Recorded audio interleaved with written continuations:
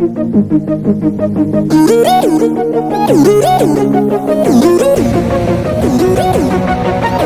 गेलाय ना काय कळना मला मात्र काय काय कराय का लागला आणि पुढे लागून यायला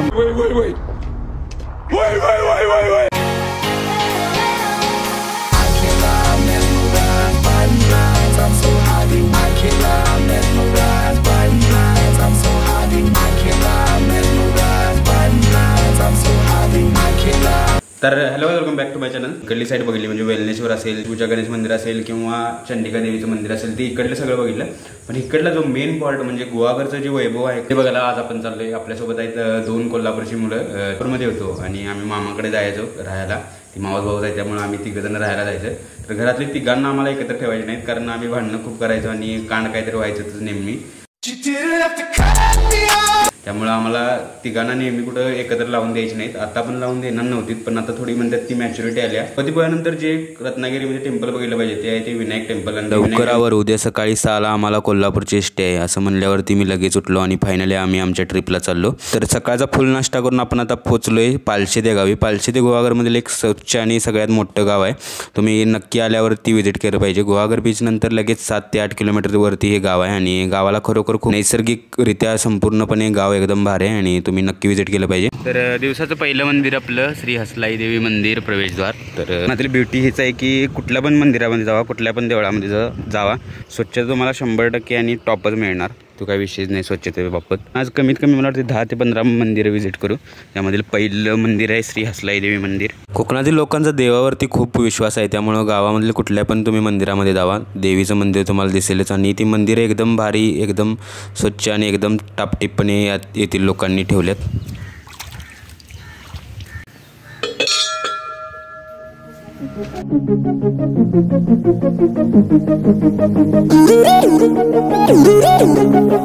पहिल्या मंदिरानंतर आपण आता जाऊ पालशेतमध्ये। पालशेतमध्ये काय आहे तर माशांची एक बाजारपेठ आहे, ती बाजारपेठ आपण आता बघू। तर आज रविवार आहे त्यामुळे बाजारपेठ मोठ्या प्रमाणात असेल। गुहागरमध्ये आपण कालच्या बीचवरती गेलतो, तिथं पण मोठ्या प्रमाणात बाजारपेठ असते। पण आज पालशेतमध्ये आपल्याला थोडंफार मासं बघायला मिळतील। मासे विकायला महिला असतात, ते ह्याच गावातले पालशेतमधल्या। तर तसं बघायला गेलं तर गुहागर ते रत्नागिरी हे डिस्टन्स जवळजवळ 110 किलोमीटर आहे आणि गुहागर ते गणपतीपुळे जवळजवळ 75 ते 65 किलोमीटर आहे। म्हणजे एक्झॅक्ट डाटा आपण सांगू शकत नाही कारण मी अजून गेलेलोच नाही। तर याला तुम्ही 2-3 प्रकारे जाऊ शकता। एक मधून जेट्टीमधून तवसाळमधून, दुसरा एक बाय रोड आणि तिसरा एक म्हणजे रत्नागिरीमध्ये जाऊन परत आणि इकडे यायला पाहिजे। असं 3 ते 4 रूट आहेत। तर आपण आज चौसाळ मार्गे जाणार आहे। तर बाकी तुम्ही बघू शकताय कोकणातील रोड खरोखर खूप भारी आहेत। एकेका ठिकाणी एकदम तुम्हाला वाईट दिसतील, म्हणजे अजून पुढे बघाल तुम्ही, पण बाकी ठिकाणी रोड एकदम भारी आहेत आणि बाकी वळणं खरोखर खूप जास्त आहेत। एकदम रस्ता वरती जातोय, 2 तुम्हाला डोंगर क्रॉस करायचे, त्यानंतर तुम्हाला गाव क्रॉस करायचं आणि त्यानंतर तुम्ही दुसऱ्या गावात पोचाल। असं प्रत्येक गाव करत करत आपल्याला जायचं आहे। कमीत कमी आपण 4 ते 5 डोंगरात चढू आणि खाली उतरू, त्यामुळे मज्जा तर खरोखर खूप भारी येणार आहे। पण गाडी चालवताना खरोखर खूप एकदम काळजीनं चालवावं लागते कारण कॉर्नर बघू शकताय किती कॉर्नर आहेत आणि प्रत्येक कॉर्नर एकदम वेडावाकडा आहे की जर वळण चुकलं तर तुमचं आयुष्य चुकले हे मात्र फिक्स आहे। कुछ ज़्यादा नहीं हो गया। आपण जवळजवळ अर्ध्या तासानंतर हेदवीमध्ये आलोय। आता हेदवीमध्ये 2 मंदिर आहेत। पहिलं मंदिर जे आहे ते म्हणजे स्वामी समर्थांचा मठ आणि तिथून पुढं मग ते दशभुजा गणेश मंदिर। हेदवी तसं खरोखर खूप भारी गाव आहे आणि त्यामध्ये पण 2 मंदिर आहेत। एक म्हणजे दशभुजा गणेश मंदिर जे गुहागरमधील एक सुप्रसिद्ध गणेशचं मंदिर आहे। दुसरा हा मठ एकदम प्रसिद्ध नाही, पण रत्नागिरीमधील सगळ्यात प्रसिद्ध म्हणलं तर नाणीजचा तो मठ आहे, तो एकदम भारी आहे। तो पण विजिट करा तुम्ही जर आला तर। गुहागरमध्ये तुम्हाला जास्त मठ बघायला मिळणार नाहीत, तर हाच एक मठ आहे। तर मठामध्ये दर्शन घेतल्यानंतर थोडं भारी वाटलं आणि गार पण वाटलं कारण मठ आतून खरोखर खूप गार होता। आणि परत आपण आता पुढच्या प्रवासात म्हणजे तुम्ही कोकणामधून जेव्हा उन्हामध्ये फिरत असता तेव्हा नक्की टोपी वापरा। तर मठ आणि गणपती मंदिर, दशभुजा गणपती मंदिर नंतर आपण एक सगळ्यात भारी मी म्हणतोय कोकणामधील 10 आउट ऑफ 10 या मी स्पॉटला देईल कारण स्पॉट तुम्ही बघा, मी तुम्हाला आता दाखवतो, पण खरोखर एक नंबर स्पॉट आहे। नरवणच्या पुढचा स्पॉट आहे। बरीचशी लोक इथे थांबतात आणि तुम्हाला स्पॉट दाखवतो। इथून पूर्ण असं स्पॉट चालू होते, काय वार आहे, नाद खुळा, खरोखर भारी फिलिंग आहे मात्र। आणि पुढे ते 2 चिमण्या दिसतात, तिथं आपल्याला जायचं। ती रिफायनरी आहे बहुतेक कोणती तरी वेगळी। गुहागरला रिफायनरी 2 ते 3 प्रकारच्या आहेत। ह्या रिफायनरीचं आपल्याला नाव माहिती नाही, पण ही रिफायनरी आहे आणि हा व्ह्यू बघू शकते, पाणी फुल आहे। This is the real beauty of Konkan. मेरे पास बहुत पैसा है। यूट्यूबच्या शॉर्ट्सवर आणि इंस्टाग्रामवर बऱ्याच वेळा मी रील्स बघायचं, तर रील्समध्ये अशी लोकेशन दिसायची आणि असं कोकण वाटायचा. तर मी म्हणतोय कोकण असा नेमका आहे कुठं. तर गुहागरमध्ये तर पूर्ण गुहागरमध्ये आपण जिथं राहतो तिथं तर असं काही बघायला नाही, त्यामुळं मला असं कोकण पूर्ण फील आल्यासारखं झालं नाही. पण हे बघितल्यावरती खरोखर कोकणात आलो आहे असं पूर्ण वाटलं. तर बाकी खरोखर व्ह्यू बघू शकता, एकदम नादखोळा आहे, नादखोळा. तर असा हा सगळ्यात बेस्ट स्पॉट होता. तुम्ही इकडं आला जर नरवड साईडला किंवा भोपाळी साईडला तर नक्की व्हिजिट द्या ह्या स्पॉटला. वेलनेश्वर बीच नंतर सगळ्यात भारी स्पॉट असेल तर हा स्पॉट आहे. वेलनेश्वर बीचला जायचं होतं, पण वेलनेश्वर बीचपासून आपण पुढं आलो, त्यामुळे आता 8 किलोमीटर परत जाणं शक्य नाही. त्यामुळे आता आपण इथूनच डायरेक्ट पुढे जाऊ, डायरेक्ट तवसाळ फेरीबोट पॉईंटला. तू गाडी चालवणार का मी गाडी चालवणार, अशा भांडणामध्येच आम्हाला एक दुसरं नवीन लोकेशन दिसलं, ते म्हणजे हे आहे. पण आता खाली जाऊ आणि इथून थोडं बघू. बघा सेम तो वेलनेश्वरचा बीच असेल किंवा बामणगळीचा पॉईंट असेल त्या सेम त्या पद्धतीचं आहे. बघा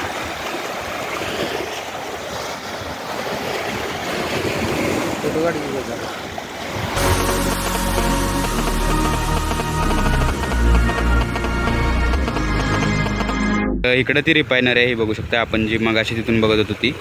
तर बाकी हा पॉईंट खरोखर खूप भारी आहे फोटोशूटला असेल किंवा प्री वेडिंग शूटला.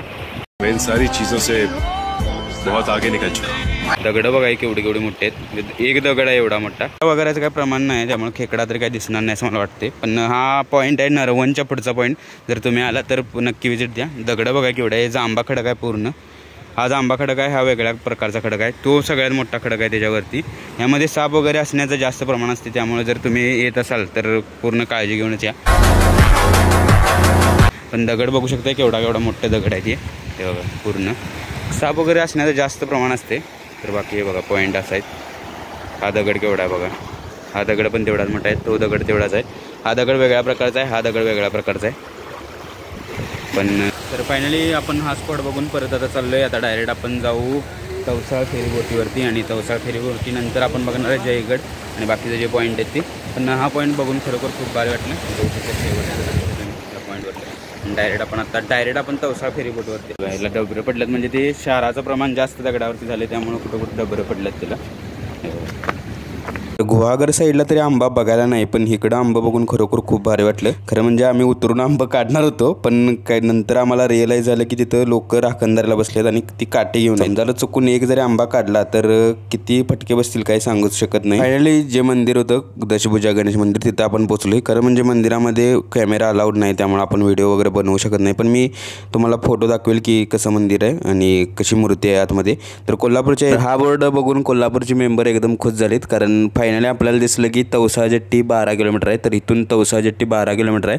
तिथून पुढे आपण गणपतीपुळे, जयगड आणि बाकीचे ते 3 ते 4 ठिकाण आहे ती विजिट करणार आहे.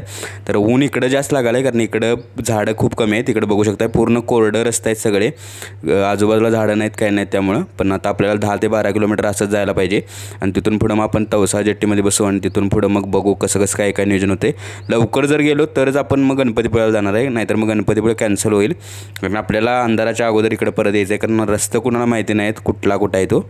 गजब बेइज्जती है. तर फायनली आपण तवसाळ फेरीबोटीवरती आलो. आता इथून किती वाजता आहे पहिली चेक करू. इथून पलीकडे जायला नसतं. जयगड ते तवसाळ फेरीबोट सेवा याचं सगळं टाईम टेबल आहे, त्याचं तुम्ही स्क्रीनशॉट मारून घेऊ शकताय. ह्यामध्ये दर आणि टायमिंग किती ते किती आहे, इकडून बोट किती वाजता जाऊ शकते फेरीबोट आणि तिकडून परत फेरीबोट किती वाजता येणार याचं सगळं टाईम टेबल दिले. प्लस त्याचं चार्जेस किती आहेत, म्हणजे 2 व्हीलरला चार्जेस किती असतील, 4 व्हीलरला चार्जेस किती असतील. तर फायनली बघा बोट आलेले आहे. आता उत्तर दिलं.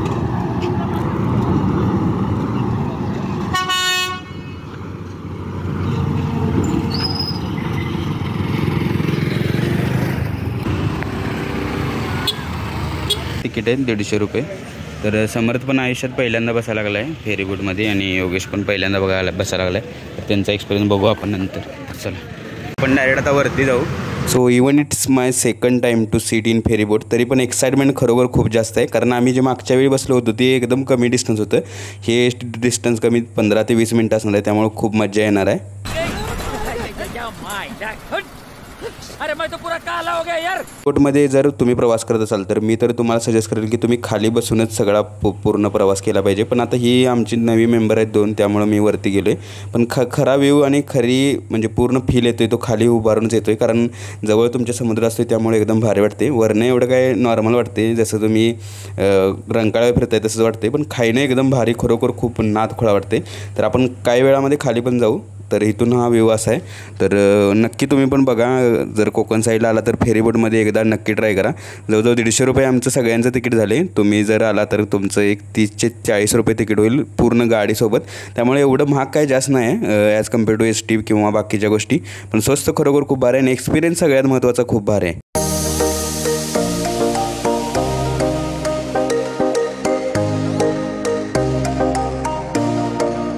तर फायनली टर्न कंप्लीट झाला आहे आणि आता आपण पुढे जाऊ. तर युजली एवढी गर्दी नसते, पण आज कसं आहे संडे आहे आणि सलग सुट्ट्या लागल्यात त्यामुळे एवढी गर्दी आहे.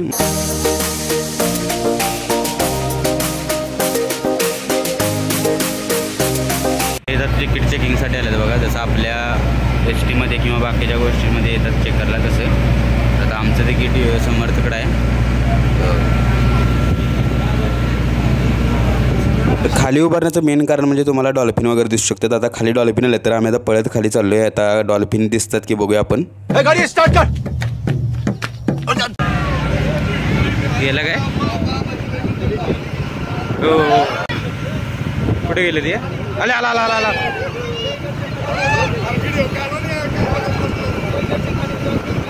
व्हिडिओ दिसेनाच झाले, सेम कलर झालाय. जा जाकर मेरे बाटले से 2 घूंट मार ले जा. ओ भाई ओ.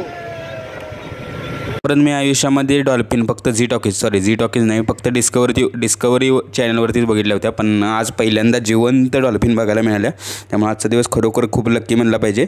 तर आता 2 वाजल्यात आणि 2 वाजल्यात त्यामुळे आपण लवकरात लवकर गणपतीपुळ्याला पोहोचू असं मला वाटते, कारण जयगडचं टेम्पल प्लस जयगडचा किल्ला आपण बघून जायचं आहे, त्यामुळं लवकर पोहोचू अशी आशा आहे. तर बघू किती वाजतात. पण खरोखर दिवस भारी गेला डॉल्फिन बघितल्यावरती, कारण आयुष्यात पहिल्यांदाच काहीतरी बघायला मिळालं एवढ्या जवळून. मला मी पहिल्यांदा सांगितलं होतं तिघं असल्यावरती कांड काहीतरी नक्की होतोय, तर तोच कांड झाला असं मला वाटते डॉल्फिन बघून.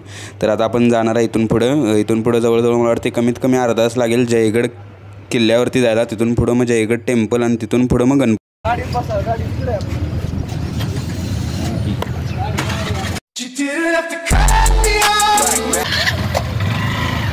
आपला फेरीबोटचा प्रवास कंप्लीट झाला आहे. आता येताना पण आपण ह्या फेरीबोटमधूनच येऊ, कारण संध्याकाळी लवकर येऊ जेणेकरून 7पर्यंत आपल्याला फेरीबोट नंतर येतानाची गावेल. फायनली आपण सध्या पोचलो आहे जयगड किल्ला. जो शेवटचा किल्ला मी पन्हाळ्यावरला बघितला होता, त्यानंतर गोव्यामधील, त्यानंतर किल्लाच मी बघितला नाही. पण आपण जयगड किल्ला रत्नागिरी तालुक्यातला एक महत्त्वाचा किल्ला तो आता एक्सप्लोर करू पूर्ण. पोचलोय जयगड किल्ल्यावरती. जयगड फेरीबोटपासून जवळजवळ 1.5 ते 2 किलोमीटर अंतरावरती हा किल्ला आहे. तर टेम्परेचर आता थोडंफार जास्त वाढलेलं आहे. जयगड किल्ल्याविषयी आपण थोडी माहिती बघू. जयगड हा किल्ला रत्नागिरीपासून ते 15 किलोमीटर अंतरावर. किल्ला जलदुर्ग प्रकारातील असून या किल्ल्याच्या तिन्ही बाजूंनी पाणी आणि एका बाजूस जमीन आहे आणि हा किल्ला 12 एकरमध्ये विस्तारलेला आहे. जयगड या किल्ल्याचे मुख्यतः 2 भागामध्ये विभागलेला आहे. एक म्हणजे बाले किल्ला आणि दुसरा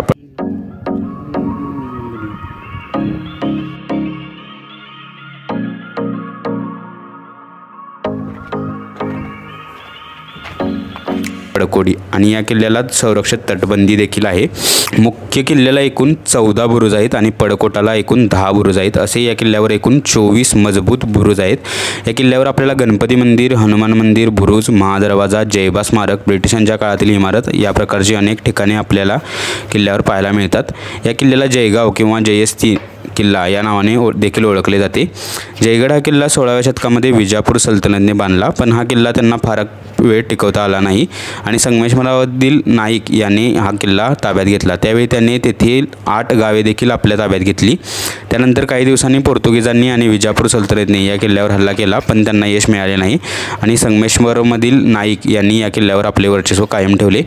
त्यानंतर हा प्रदेश छत्रपती शिवाजी महाराजांच्या राज्याचा एक भाग बनला आणि बालाजी विश्वनाथ पेशवे यांनी हा किल्ला इसवी सन 1695 मध्ये स्वराज्याचे पहिले सरखेल कान्होजी आंग्रे यांच्या ताब्यात देण्यात आला.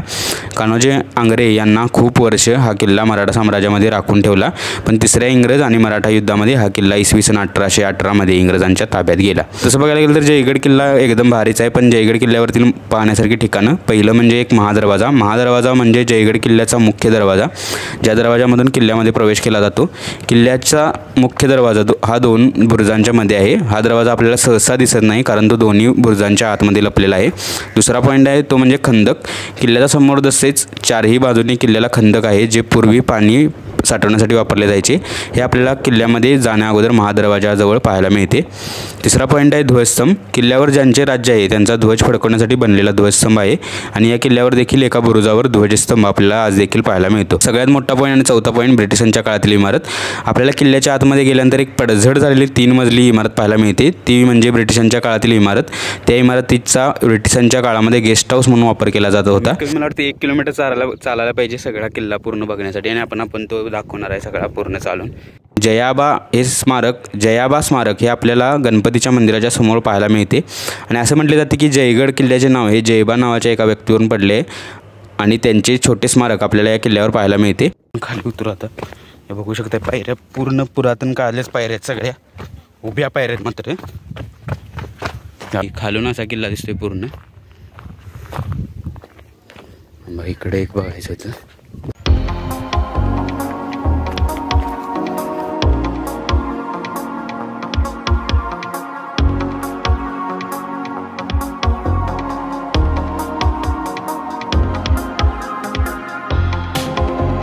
जसं कोल्हापूरमध्ये पण एक होतं धान्याचं कोठार, सेम त्या पद्धतीचं कोठार आहे एवढं. आणि इथून खाली आपण गेलो तर अजून इथं वेगवेगळं स्पॉट, इथं परत आणि गोदाम, आणि खाली इकडे समुद्र. हो भाई साब, ही खरी ब्युटी आहे. इथून डायरेक्ट खाली समुद्र दिसते तुम्हाला. अरे बघा, हा पूर्ण किल्ला आणि खाली समुद्र. खाली इथून दिसते. समुद्रात खाली जायला इथून आपल्याला कमीत कमी 500 मीटर चालत जायला पाहिजे. की माझे मित्र दोघं तिकडे आहेत, त्यामुळे आपण जाऊ शकत नाही आता. तर हे बघा, आपण परत जाऊ. खालीला आपण बऱ्यापैकी कव्हर केले. हे आता आपण ह्याच्या आतमध्ये पण जाऊन आलो. आता डायरेक्ट आपण वरती जाऊ, आणि वरतून हा एक पॉईंट महत्त्वाचा आहे, आणि पुढे एक पॉईंट महत्त्वाचा आहे, तो तेवढा पॉईंट बघू. तर इथून समुद्राचा पूर्ण व्ह्यू दिसतोय, हे बघू शकताय. हे बघा,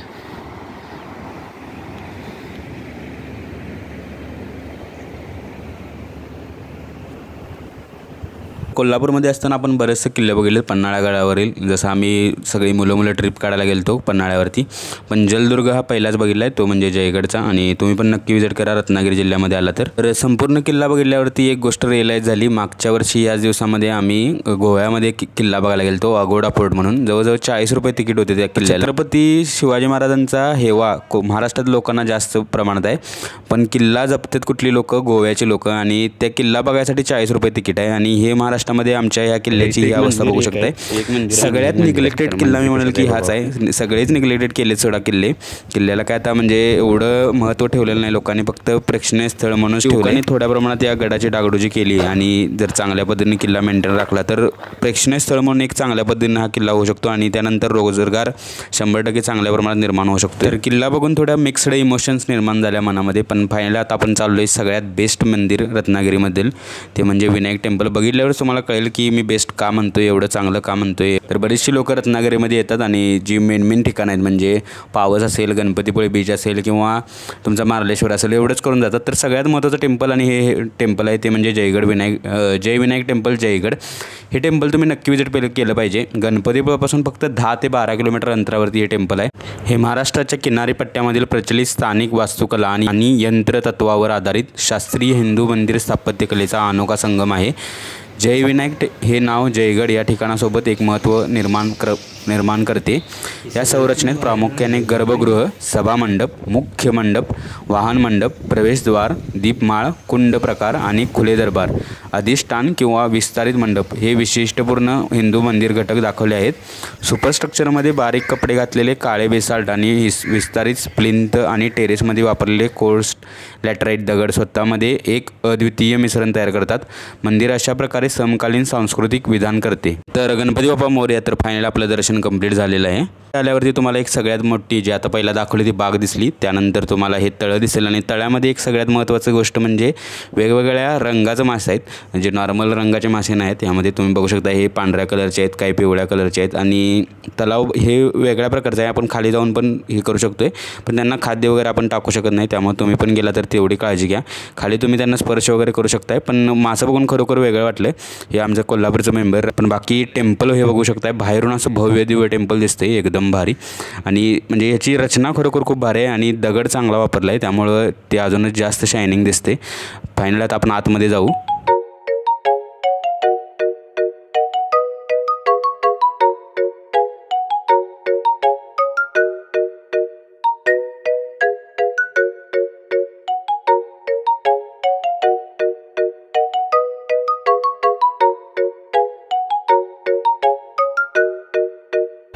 तेवढा बघ आणि सरळ चल घेऊन उंडी बीच एवढी सगळी ठिकाणं आता बघितली तर आपण घरला जाऊया असं मी माझ्या 2 भावासनी म्हणलो, पण ते भाऊ काय तयार नव्हते. थोडक्यात शांत होणार ती कोल्हापूरकर कसली, म्हणून फायनली आपण आता परत चाललो आहे गणपतीपुळे बीचला फायनली. तर खरं म्हणजे लहान असताना खरोखर गणपतीपुळ्याला बऱ्याच वेळा आम्ही जायचो आणि रत्नागिरी म्हणल्यावर गणपतीपुळे एवढंच समीकरण आम्हाला माहिती होतं. बाकीची ठिकाणं गुहागर चिपळूण असलं काही माहितीच नव्हतं. फक्त गणपतीपुळ्याला जायचं म्हणजे रत्नागिरीत जायचं एवढंच माहीत असायचं. तर लहानपणी असताना सगळ्याच गोष्टी वेगवेगळ्या प्रकारच्या असतात, पण आता आपण रोजच कोकणात जगतोय तरी पण आता आपल्याला ते नको वाटल्यासारखं होते. तर फायनली आपण आता पोचलो आहे प्युअर कोकण. बघू शकताय प्युअर कोकणमध्ये पोचलो आहे आपण आता. दोन्ही बाजूनं झाडं घरं बघा त्या प्रकारचेच आहेत. सेम प्युअर कोकणमध्ये आल्यासारखं वाटते आता इकडं. मग असे होते तेव्हा बीच होतं, पण आता खरोखर म्हणजे प्युअर कोकण. जवळ सकाळपासून आपण 65 किलोमीटर ड्रायव्हिंग केले, पण मला वाटते फक्त 20 ते 30 किलोमीटर चाललो आहे असं वाटायला लागले. कारण कोकणातील रस्ते खरोखर खूप भारी आहेत. ट्रॅफिक एवढं जास्त नाही, कुठं तुम्हाला हॉर्न वाजवत बसायला लागत नाही किंवा कुठं जाम वगैरे होत नाही. टू व्हीलरवर आला तर हा फायदा होऊ शकतो. तुम्हाला जिथं थांबायचं तिथं तुम्ही थांबू शकताय, जिथं तुम्हाला उभारायचं तिथं उभारू शकताय. तर हाच फायदा आहे जास्तीचा टू व्हीलरवरून येण्याचा. त्यामुळे मी तर तुम्हाला सजेस्ट करेल की कोकण फिरायचं असेल तर तुम्ही जास्तीचा टू व्हीलरचाच यूज करा आणि प्रायव्हेट गाडी स्वतःची घेऊन या, जेणेकरून तुम्हाला सगळ्या ठिकाणी थांबता येईल. तर हे बघू शकता, नावा वगैरे आहेत. तर दुसरा पॉईंट दिवसातला सगळ्यात बेस्ट पॉईंट हा आहे. तुम्ही इथं पण थांबू शकताय. रील वगैरे तुम्हाला काय करायचं असेल तर करू शकताय, पण सगळ्या गोष्टींची काळजी घेऊनच करा.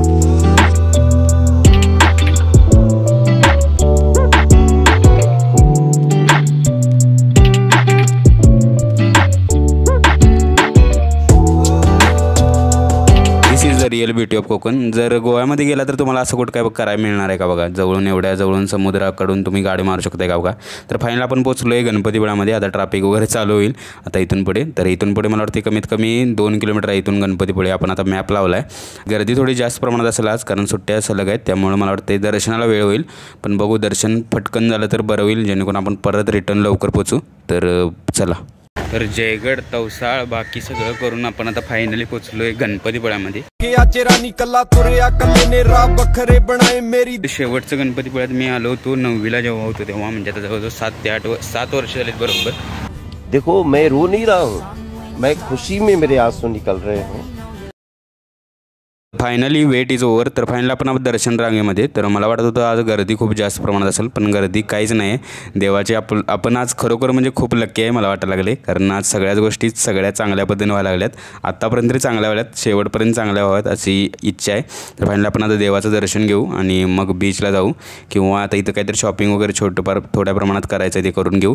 तर आपण ही पहिली रांग क्रॉस केली, आता ही दुसऱ्या रांगमध्ये आपण आलो. तर आता बाप्पाचं दर्शन घेऊ आणि निघू. तर फायनली आपलं बाप्पांचं दर्शन झालं. लिटरली 15 मिनिटामध्ये दर्शन झालं. आज म्हणजे नेमकं काय व्हायला लागले माझं मला कळना. सगळ्या एवढ्या गोष्टी कशा काय परफेक्ट व्हायल्यात सगळ्यात. कोकणात आलोय काहीतरी आठवण असू दे म्हणून दोघा भावांनी ठरवलं की तिघांना एकसारखा ड्रेस घ्यायचा.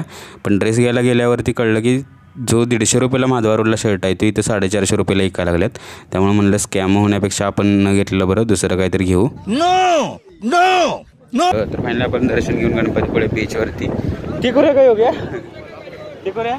तर फायनली आपण गणपतीपुळे बीचवरती. लहानपणी बीच म्हणलं की फक्त गणपतीपुळ्याचा बीच आठवायचा, त्यानंतर कोणता बीच आठवायचा नाही. आणणार इथले इथं रावण मार 100 रुपये घेणार. ती करायचं आहे रे, मात्र ते लय महाग असणार. मात्र महाग नाही, बघूया थांब. तर गणपतीपुळे बीचवरती आपण फायनली. तर बीचवरती सगळं हे आहेत. आपण काय ट्राय करतोय बघू. गाडी वगैरे काय ट्राय करून काय उपयोग नाही. काहीतरी पाण्यातच ट्राय करायला पाहिजे. मी इथं आता गणपतीपुळ्यात आलो होतो, तर इथं काय विषय आहे बघा. कुठे गेलं ते पोरगं? कुठे गेले? इथं आहे. आपण तिथं जाऊन बघू नेमकं काय काय केलं आहे त्यानं, नेमकं बघूया. आम्ही काय ट्राय करणार नाही, कारण आमचे शॉर्ट नाहीत कुणाच्याच, सगळ्यांच्याच पॅन्ट आहेत. त्यामुळे आम्हाला जर माहिती असतं आम्ही गणपतीपुळ्याला येतो तर आम्ही सकाळी शॉर्ट वगैरे घेऊन आलो असतो. पण आम्हाला माहितीच नव्हतं की आपण गणपतीपुळ्याला यायचं. विषय केलंय ना काय कळना मला मात्र. काय काय कराय का लागलं आणि पुरला पण यायला मग एकट्यानंच करून घेतली. जा उठूया का मग? जागा कोणतरी झोपायचं बघून. हे बघा हे बघा. ओ बाई उठूया काय करना क्या जाते हो.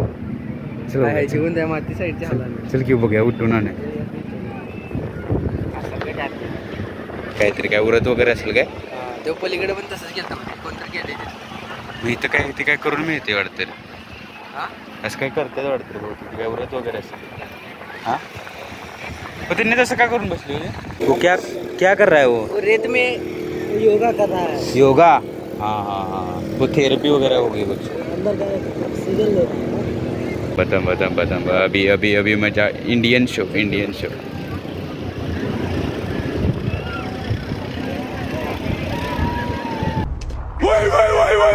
आम्हाला वाटत होतं, मला आणि योगेशला वाटत होतं काहीतरी वेगळंच आहे ते, पण ते काहीतरी काय करत होतं योगेश. ते काय करायला? हां योगाचा काहीतरी प्रकार आहे. त्यामुळे आम्ही पण करणार होतो, पण योगेशचं ते कपडे बघा, समर्थचे बी कपडे बघा, त्यामुळं समर्थ काय करण्याच्या हे नाही. समर्थला एस्थेटिक किंवा बाकीच्या गोष्टी जास्त प्रमाणात आवडतात की नाही. योगा भारतीय कल्चर एवढं जास्त आवडत नाही त्याला. चालल्यात ही भिजली नाही तर मग आम्ही पण जाणार. बघू आता. बघू बघू बघू.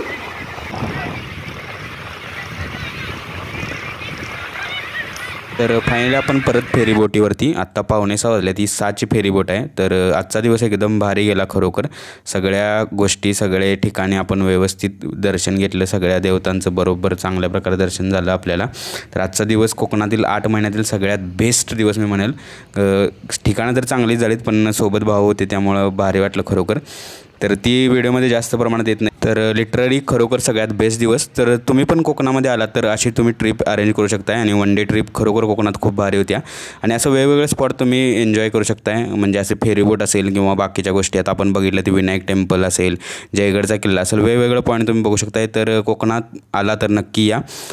येऊ कोकण आपलाच असो. आतापर्यंत व्हिडिओ बघत असेल तर खरोखर थँक्यू. आणि हा व्हिडिओ कसा वाटला नक्की कमेंट बॉक्सला सांगा. व्हिडिओ छान लागला तर लाईक करतो, चॅनल पण सबस्क्राईब करतो.